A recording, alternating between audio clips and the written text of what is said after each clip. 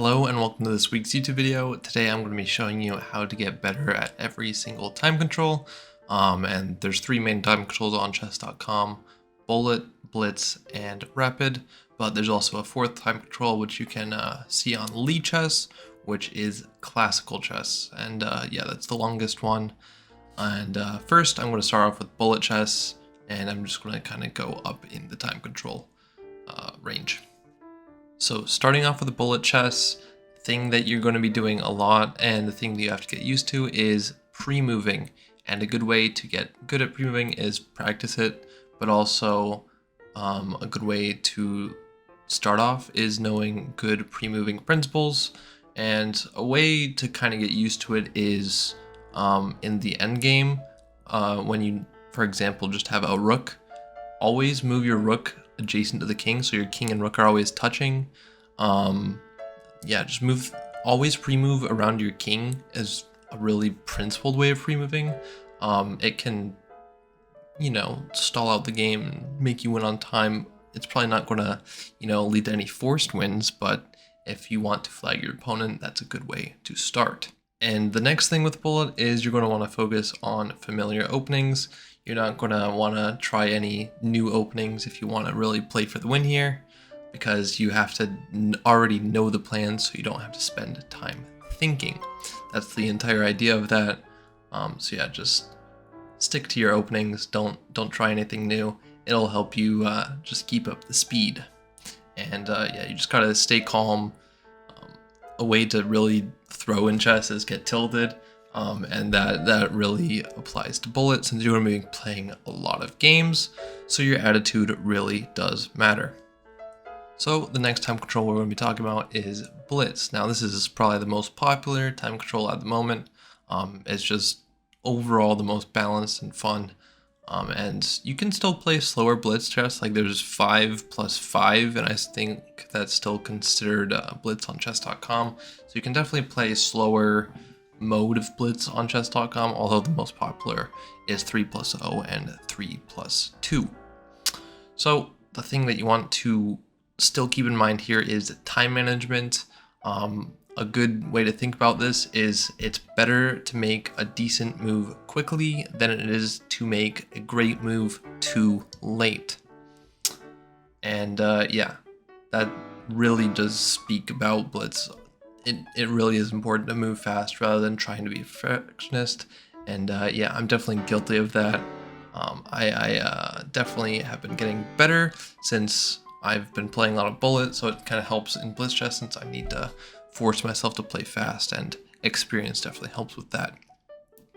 And another thing with Blitz is you're going to want to focus on tactics rather than like objective strategy, because your opponent's going to have less time to notice the tactics and they're going to have more opportunity to blunder without having time to think about the tactics that you're throwing at them. And yeah, on the flip side of that, you need to pay attention to your blunders. Your opponent's going to probably be doing the exact same thing, trying to make tactics more complicated. And yeah, it's really easy to blunder in Blitz. You don't have much time to think, so make sure you keep your blunders to a minimum. Now on to Rapid chess, which I think is the best time control for improving, since you have time to think, but it's not too much time to where it's inaccessible to people playing it, like classical chess, where like the minimum amount is 30 minutes per game per side, so that's like an hour total, which just isn't very accessible for most people. And yeah, one thing you're going to want to do in Rapid is use increment wisely. A lot of Rapid time controls you have increment, so yeah, usually you want to use this to your advantage. Is use a lot of time early. Like a lot of the time I see beginners, they make moves super fast in the opening, and they have like more time than they started with 20 moves in. Why are you playing Rapid, bro? Like, no. And then they get a losing position and like resign with more time on the clock than they started with. And that's just something you don't want to do. If you're going to play Rapid chess, play to improve, play to like actually understand the positions, at least in some sense. You're not going to be able to fully understand it in most cases, since chess is just a very complex game. And yeah, next tip I have is plan ahead. Use your opponent's time to think, use your time to think. Don't just think about your next move, think about the next sequence of moves, and try and make a plan rather than just making moves just to make moves. So yeah, definitely have a plan. That is a very helpful thing to do when playing chess. And yeah, next thing is stay flexible. And what I mean by this is make flexible moves.